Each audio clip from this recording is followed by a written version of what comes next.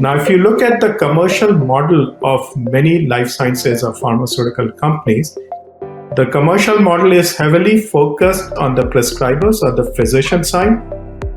But at the same time, we believe the industry needs to start focusing more on understanding the needs of the core customer group, which is the patients. And that's what today's topic is all about. Welcome to the Life Sciences Leadership Podcast, where we delve deep into the life sciences industry and uncover effective strategies, innovations, and future trends. Your host, Axtria's Jasmeet Soni, engages highly acclaimed leaders in discussions focused on directing commercial success in the life sciences industry. Whether you're transforming your commercial success strategy or just craving dynamic discussion, this is the show for you. Hello, everyone. I'm your host, Jasmeet Soni, and welcome to the Life Sciences Leadership Podcast, brought to you by Axtria. Our goal with this show is to bring to you effective strategies, innovations, and most importantly, people who are driving improved business and patient outcomes within the life sciences industry. Our guest today is Devesh Verma. Devesh is a dear friend and actually someone I look up to for his deep knowledge of the life sciences industry and specifically the commercial business. He has over 20 years of experience, and what strikes me every time I talk to him is his passion to leverage data and analytics to build stronger bonds between life sciences brands and their customers. For many years, Devesh has championed to bring the most important customer of the industry, patients, to the center of building a brand's overall customer engagement strategy. His experience includes roles in brand marketing, management consulting, and of course, analytics leadership. He's currently a principal at Axtria, where he leads the development of Axtria's omni-channel customer engagement solutions. Devesh, thank you so much for being here and welcome to the show. Thank you, Jasmeet. It's great to be talking about a topic that we are all passionate. And it's a shame we are not able to do this in person and meet, but it's not so bad doing this virtually. Yes. This is an experiment for all of us. So Devesh, before we specifically talk about patient-first culture, let's first talk about pharma companies' customers in general. As we understand, pharma companies have multiple customers, and there is a unique dynamic that exists in this industry. Can you talk about that a little bit? Sure, Jasmeet. If you think about the existence of our industry, the existence of our industry rests on meeting the needs of the patients. So patients are definitely the most important customers. If you think about it, if there are no patients, then there is no industry.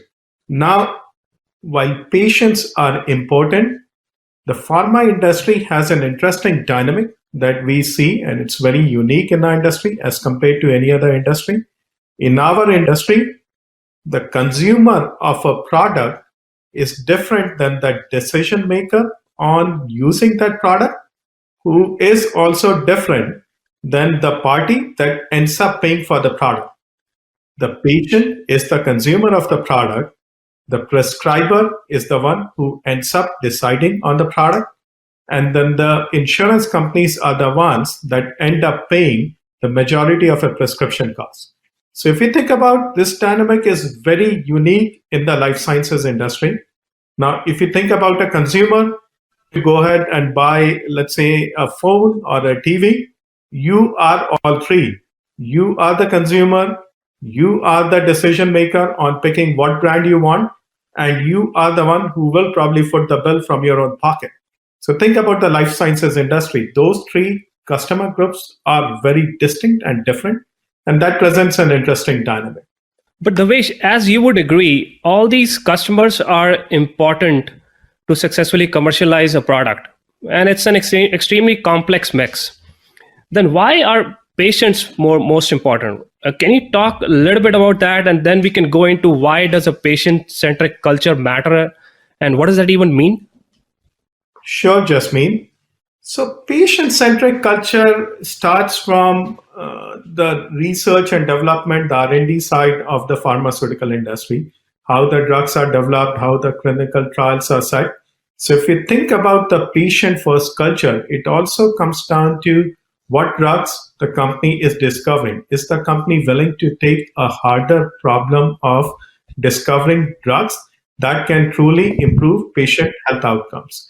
And that's where all starts. It starts in the prioritization of the drugs that can be developed to meet the needs of the core patient group. Now, if you get to the commercial side of the equation, the industry or the companies need to also think about the role and the importance of patients in their entire ecosystem. And they need to really start setting up the departments or the groups that can understand the patient preferences, that can solve the health outcomes that the company can bring to their patient population. So that's what it all means. It's to put patient at the center of every decision making. It boils down to the culture it needs to set. It boils down to the options that the company needs to set. So that's why it's very critical. The thinking needs to change into putting patient at the center of every decision in the company. Right. I know you talked about selling health versus selling pills, which is a very, very interesting insight, Devesh. And the thing about patient centricity is that it has been a talking point, right, for quite some time. But there hasn't been as much progress made. I know there are challenges and there are also regulatory concerns. So can you talk about that and explain what is going on and why are companies facing so much of challenge? Yes, Jasmeet. So you are right. I think if you think about patient centricity and if you look into most pharma companies' vision or mission statement, you will find that they are talking about some element of patient centricity. But when you dig deeper, it boils down to the same stuff that, okay, I think the organizational structure and everything is set up to really meet the needs of the prescribers more than the patients. There are definitely regulations that also hamper companies to become patient-centric. And these regulations are there for good reasons. The regulations are about protecting the privacy of patients and making sure the health condition of the patient is not shared very broadly. But because of this particular issue, because of the regulations, now the data for the patients in the healthcare industry, which exists, by the way, so there's lots and lots of data about the patients, but the data cannot be integrated across multiple sources because there's no common unique identifier. So that presents a challenge, and that presents a challenge to decide or plan on treatment modalities, to look into the entire healthcare outcomes. And then that's a challenge the industry is still trying to solve or resolve. What's the best way to maintain the privacy of a patient, but at the same time still learn about what's really happening with a particular patient? So it moves beyond just the purpose statement, and actually action is taking place to make sure you really become patient-centric. And I hear that you're talking about data and analytics and the role of technology. So I want to actually dig deeper into understanding what roles are the tech companies and the smart products playing in this. Because as I was reading about this, there have been interesting partnerships that are being formed between pharma and tech companies. Can you shed some light on that?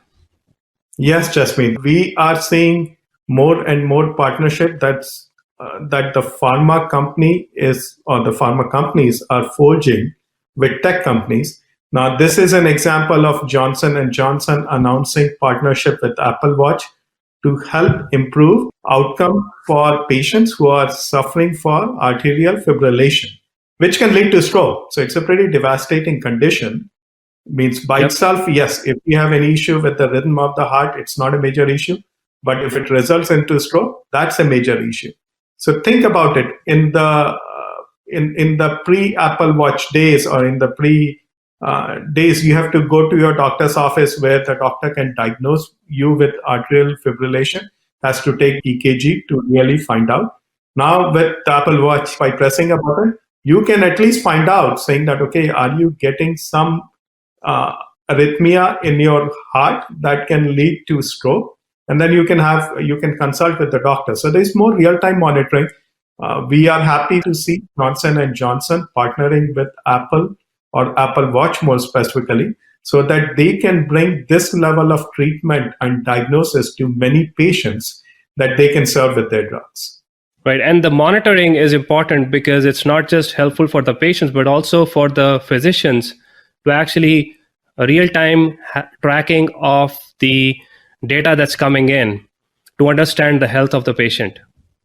Correct. And we spoke about one partnership, but if you look into every tech giant right now, whether it's Microsoft, whether it's Amazon, Google, all these companies are entering in the healthcare sector, and they believe that they can bring the data, analytics, and technology to really improve patient healthcare outcomes. So we will start seeing more and more such partnerships between the life sciences industry or the healthcare industry in general and some of these larger tech companies.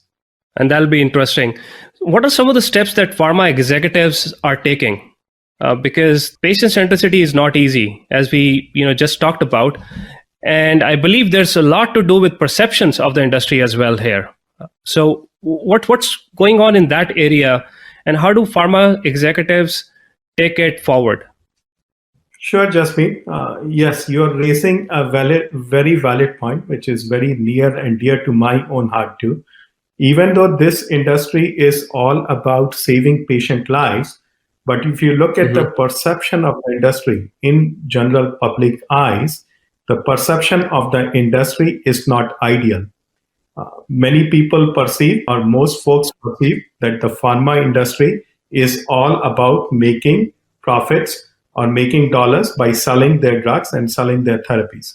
Now, if you look during COVID times that we are all living through right now, pharma industry is at the forefront of finding the cure for this deadly pandemic. And we believe with the positive impact that this industry is creating during these times can help the industry improve the perception in front of general eyes. It's not that the industry is all about making profits, but the industry also cares for the lives of the patients. Now, pharmaceutical executives have already taken a note. If you look into Pfizer's annual report, and if you look into Pfizer's own mission right now, it's about breakthroughs that change patient lives. That's a stated statement that Pfizer has pushed through all their reports and all their reporting. So if you look into Pfizer's annual report, and if you look into all the outcomes that they're talking about, they are all focused on helping patients all around the world, how their therapies are helping patients, how many patients are they helping. So that's at the front and center of the largest pharmaceutical company that we all work with. Correct, saying that, okay, for this industry to work, they need to focus on the patient lives and patient healthcare outcomes. And it's very unfortunate because I totally believe that this is one industry that has the most innovation, and it is working on innovations with a very noble cause in mind. And we just need to do a better job at making the people believe that we are doing the right job and not just making money. So it's about understanding how pharma business works, so it doesn't come across as just money making or money minded professionals. We need to move towards a patient centric culture, but then it's a very difficult path, and that's what we understand so far in the discussion. If you were to look into your crystal ball, what do you see happening more and more in the near future so we can break that and actually run towards getting to patient-centric culture? Yes, Jasmeet. Yes, I think anything about the future it's very hard to predict. But here is what we see in terms of what the industry is doing, or what the evolution in the industry is happening. The industry is definitely focused on putting patients first. Again, we spoke about how Pfizer is doing that, how J&J has gone with their partnership with Apple Watch. So we will see more and more companies focused on that particular front, focus on putting patient at the center of all decision making. Now, if you into where the future is trending towards, we expect that there will be more partnerships like Johnson & Johnson and Apple You can see more partnerships between, let's say, Google and Roche. If they're looking into some oncology patients, you can see some partnership between Amazon and some other company. So you will start seeing more and more such partnerships, because as much as pharma companies are good about discovering new therapies and new drugs, pharma companies are not the strongest industry to use technology and data. That's where, as we see more and more partnerships between the tech companies that are great in handling data, great in doing data analytics, and then the pharmaceutical companies that really understand the molecule, the therapy. If these two industries can come together, we'll definitely see a lot better focus on healthcare outcomes that the industry can, and the industry can take on that challenge and can really help in improving the lives of many patients that we all serve from our industry. Right. Devesh, this has been an insightful and I would say purposeful conversation. And I would like to actually summarize this discussion so our audience has some key takeaways that they can apply to their business. So one, I understand selling health versus pills.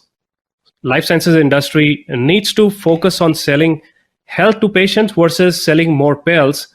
And what I understood is that this requires innovative thinking to bring data and non-traditional sources than what pharma is historically used to. Second, I understood investment in analytics. The need to mine the data from a real-time perspective is even more critical to understand patient needs and their preferences. And third, patient engagement.